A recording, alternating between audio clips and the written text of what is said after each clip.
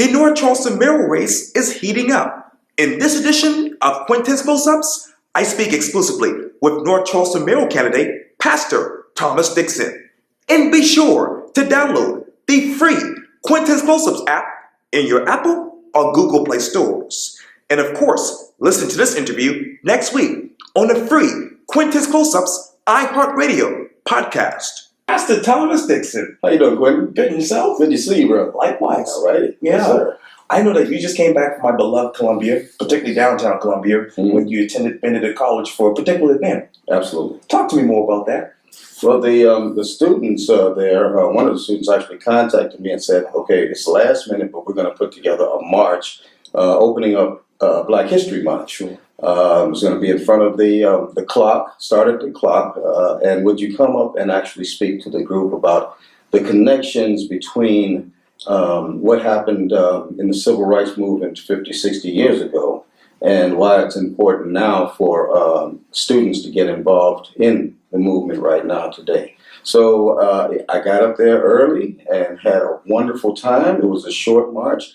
Not well attended, but it's a first step. Okay. The students right now that attended, and I encourage them all to, just as I stood and talked to them, to take that with them so that one day that they're in the same position that I am, passing that on to another generation. So we had a good conversation, and then we did a short march and took some pictures, and it's just the first step. One of the faculty members, I believe, is the coordinator, Mr. Hicks, Right. and he and I talked about possibly coming up again, looking at possibly setting up a chapter of Student Nonviolent Coordinating Committee there, revitalizing SNCC there.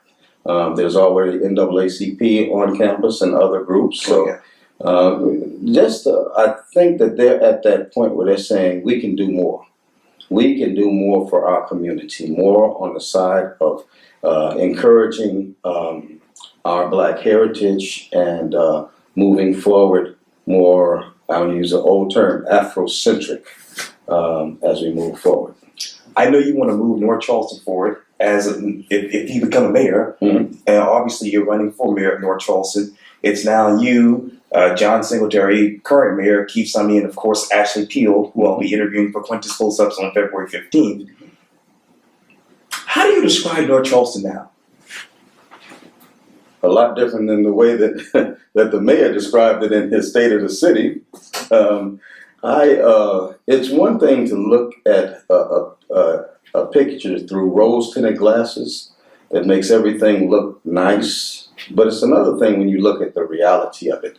Those rose-tinted glasses gives a person the opportunity to tailor the look that they're describing. The mayor in his State of the City talked about the business growth and all of this, but he didn't talk about wages. He didn't talk about the fact that North Charleston, since that's 9 points above the national poverty level.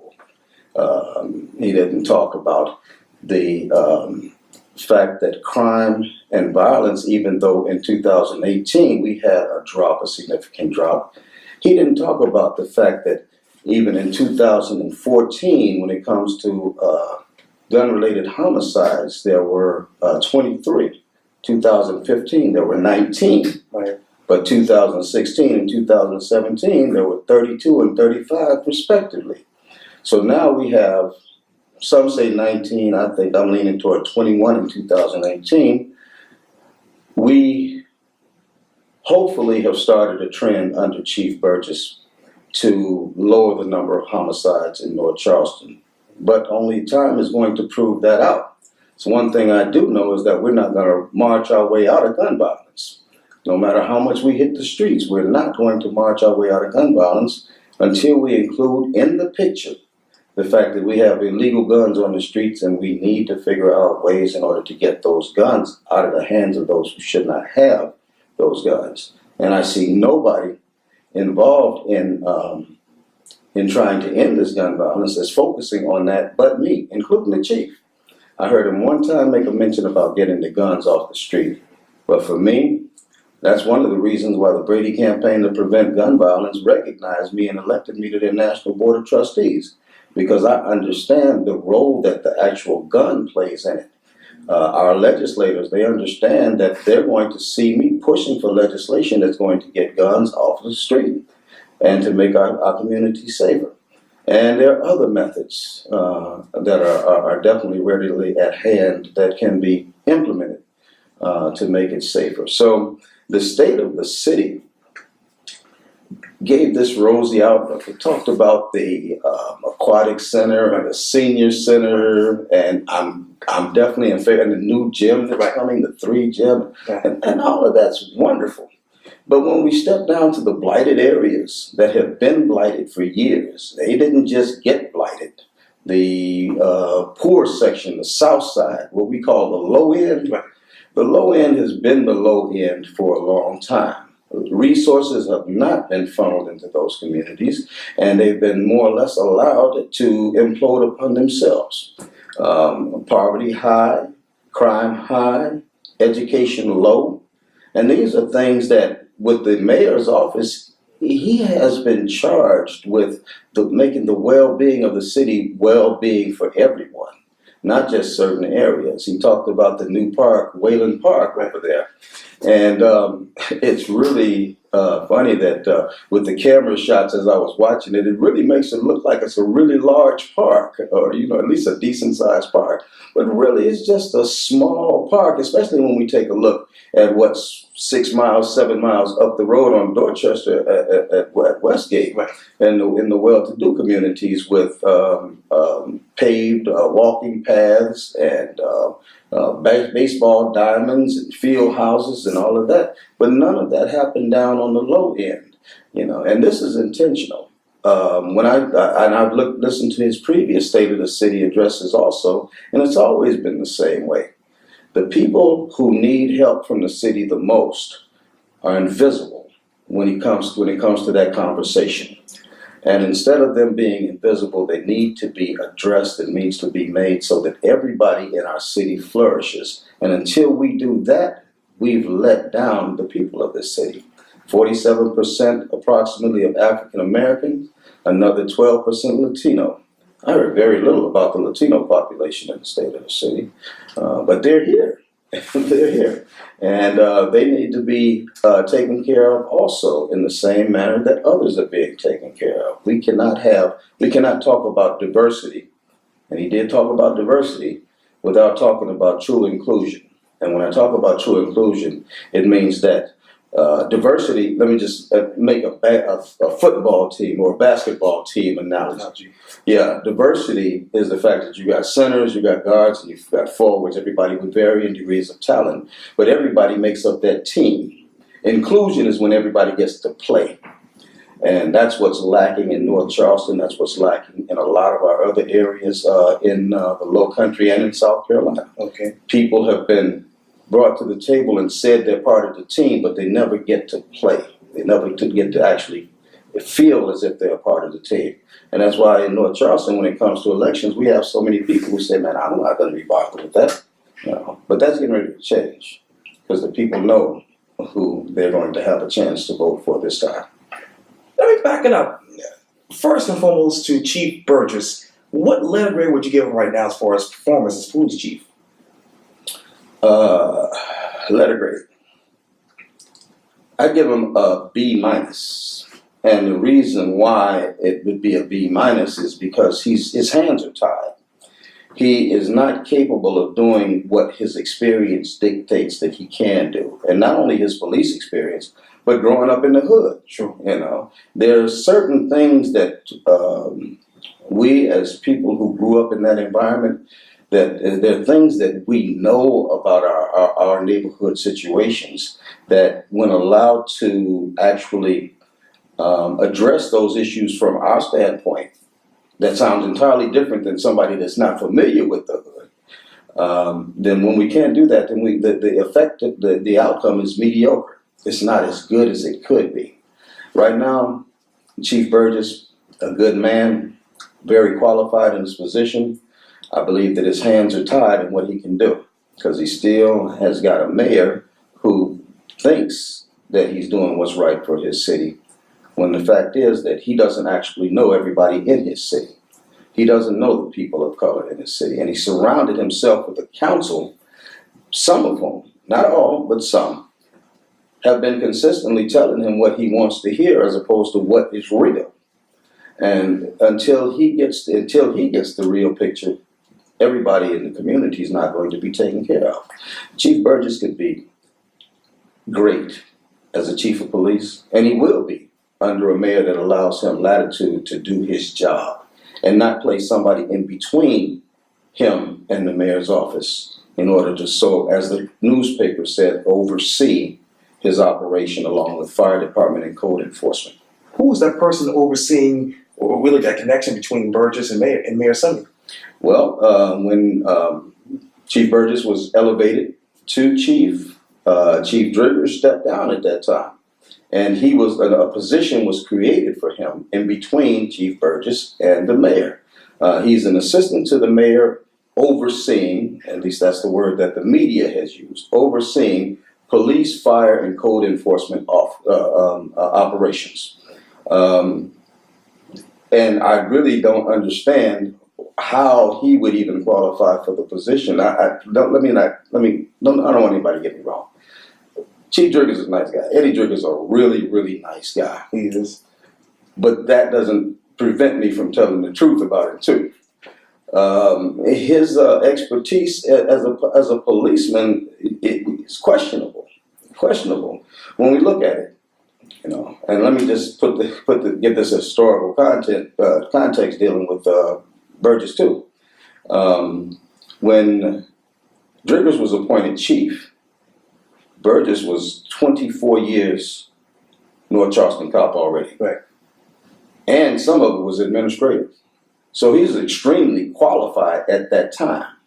But the mayor opted to give the job to Eddie Driggers, who at that time, I believe, was a chaplain with some law enforcement experience. Right. So Chief Burgess's experience made no difference then, as long as Driggers got the job, who had very little experience in it. We fast forward let's include it. We look at, I talked about the murder rate increase under his watch, along with the Walter Scott shooting on his watch. Under Chief Driggers, we went from 23 in 2013, 2014 down to 19 in 2015, up to 32 homicides in 2016 and 35 in 2017 on his watch. Now we're going to take that man who stepped down from that position and put him as the overseer over the police department, maybe over fire and code enforcement, but not over the police department. It just doesn't add up to me. And then to pay him, I haven't seen the numbers, to pay him an exorbitant salary that it's alleged, I don't know for sure, that he actually makes more than the chief of police. So who really is Reggie Burgess's boss? Is it Driggers or is it the mayor? I can't say. I don't know. But whomever it is, they're still keeping his hands tied as far as being the actual police chief that he can be. His insight into community policing is excellent, but of course, he has to operate under the guidelines that's set before him. There's certain things that he can and he cannot do based on his supervisors. And his supervisors, one of which had the job, and we saw a dramatic increase in homicides during his tenure. And the other is a 24-year incumbent mayor who has allowed one area of the city to be crime-ridden with no economic value, and has never really said anything about the failing school situation. What is the economic value in that particular area that you're talking about? The economic value is limitless, because for me, economic value lies in people. You see, because people fuel this nation. People are what makes this nation. So every person on the low end has the potential to be great if we sow into their lives, if we pour into their lives, if we make sure that the children from an early age are receiving a quality public education. not being bused somewhere or anything like that, but the neighborhood schools that are there, that the funds be poured into those schools just as they've been funneled into other schools in order to help those children succeed.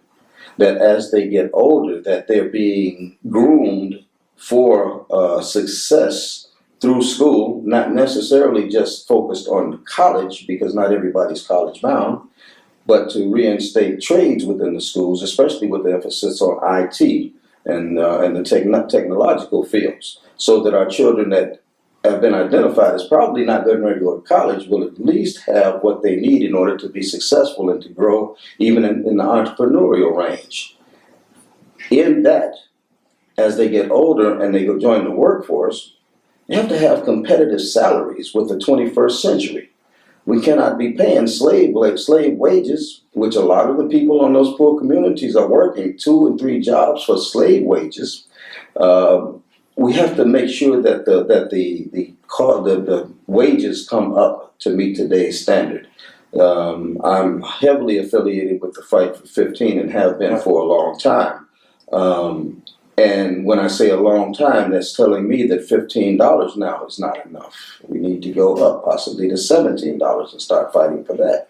So stand by for North Charleston. There's going to be some changes. I've talked to some of those young brothers out there on the block who do this, that, and the other in order to survive. And many of them, knowing the hazards of selling drugs or hanging out on the block, they know that death or jail is the end result for much of what they do. They would work at a minimum wage job if they got enough money to live off of on that job. They would stop hanging out on the block if they just got enough money to live off of.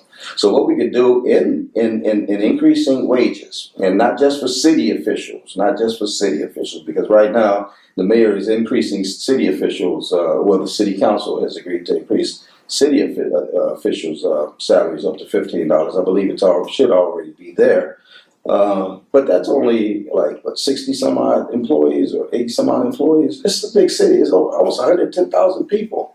If you pat yourself on the back that you're doing something big by giving a city employees that much without helping anybody else out, you're really not doing much. So we need to impact it. And one of the things that we're going to do is to, we've been able to train to transfer hearts from people and bring people back to life.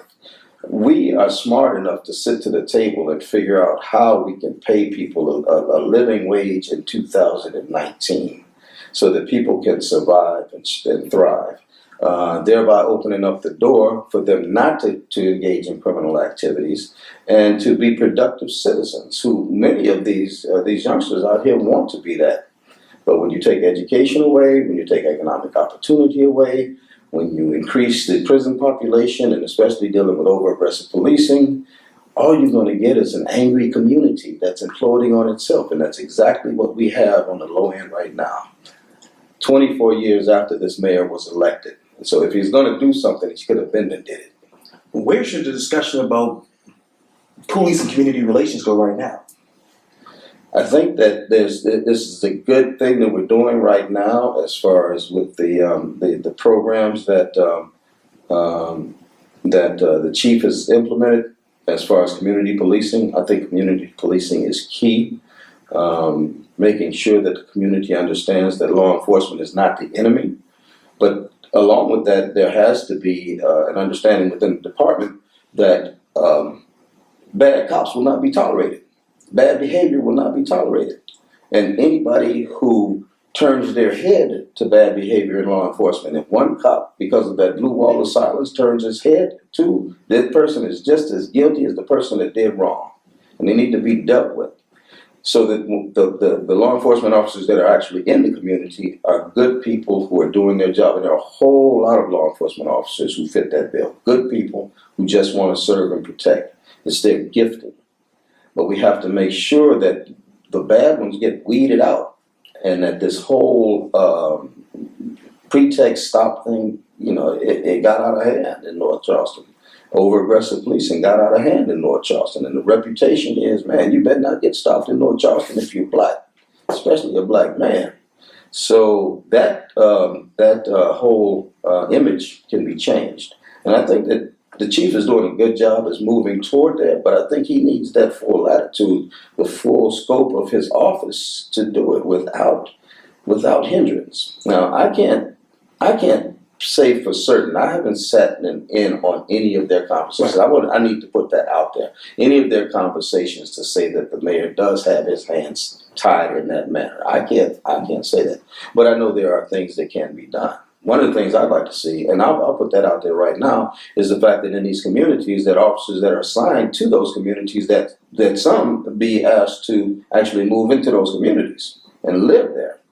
And if they're partnered up with somebody, makes to partner up with somebody from outside of the area, but that one officer who lives in that community gets to know that community, the people in the community, they know that officer's there, and that's going to further improve the relationship between law enforcement and the community.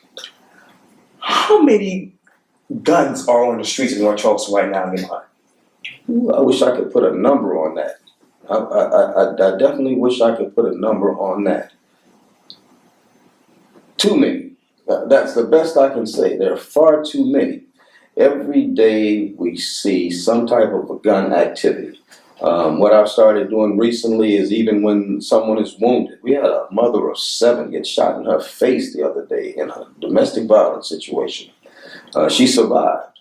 But what I've started doing is calculating these survivals in my mind as deaths, because they all have the potential. If a person gets shot in the leg and he walks away, it didn't have to be the leg. It could have been the heart or the head. There's a potential, a possible.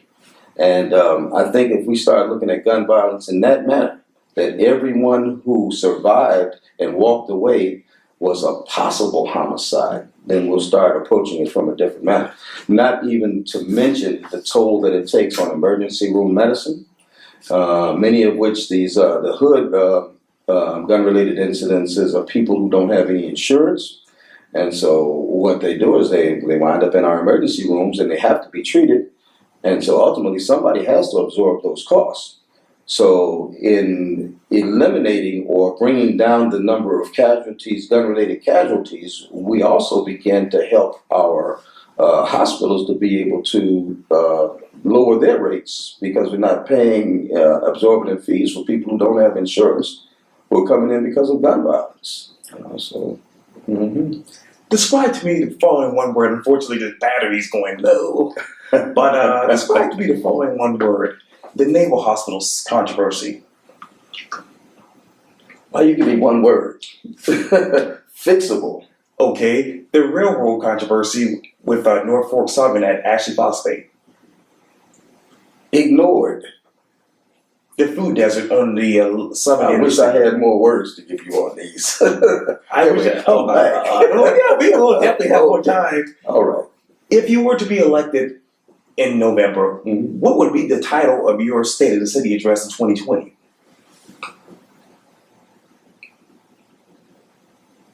That's good. I think I would say North Charleston, a tale of two cities. North Charleston, a tale of two cities. Not two cities at once, but two cities over 24 years, 25 years. Okay.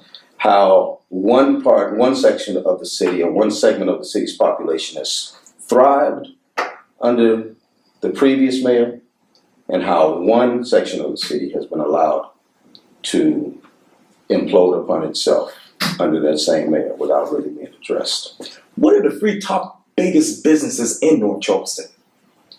Boeing, Mercedes. I'm going to stop right there. Okay. Yeah. Businesses actually that, because of the tax breaks and things that they received to come here, and can continue to thrive while the community around them is not benefiting from what they can do. They can do a lot more than what they do. And I don't mind saying that on camera. So we will have that conversation. You know, I'm not in a position to tell any of these corporations that they have to accept unions. That's an employee thing. The employees can do that. Although I am pro-labor, I'm not going to say anything about that. But when it comes to what they give back into the community based on the tax breaks that they got to come here, it's it's a substantial loss to the community when we could be pouring money into infrastructure development, paying our teachers better, improvements in our school system, all of these things. This is money that's funneling out. And anytime a tax break comes, somebody has to subsidize that tax break. So it's taxpayers that subsidizing that tax break. So we have got to hold them accountable for their fair share to the area. I'm not saying take the tax breaks back, but let's just make sure that they're doing their fair share. One of the things that they can do would be to reach out into the prison system. Identify those in the prison system who have certain skill sets that will be beneficial to, say, Boeing, and begin to invest in them in the prison system. Train them while they're in the prison system, so when they exit the prison system, instead of having to go back to a corner and not having anything, they can come to work directly at Boeing at regular whatever everybody else is getting paid with benefits. I never met anybody that wanted to go back to prison. The problem is getting out and staying out is so hard. We can fix that. Boeing can help us. And this particular discussion will be continued, I'm sure. I hope so. I hope so. That you caught me. Definitely the railroad situation. Just briefly, the railroad situation. Okay. The railroad situation. If the battery lasts. Okay, I'm gonna say this real quick. Okay. Trains in North Charleston have been stopping on the tracks for a long time, many years. Okay, and there's never been anything said or done about them. So all of a sudden now this is a priority. We got to make videos and all of that. Come on now. Neglect over 24 years. It's time for a new day. It's time to turn this thing around. Pastor Thomas Dixon, thank you so much for your time. I really appreciate Well, this. thank you. Always. Yes, sir. Yeah. I appreciate you. Anytime. All righty. Yes, sir.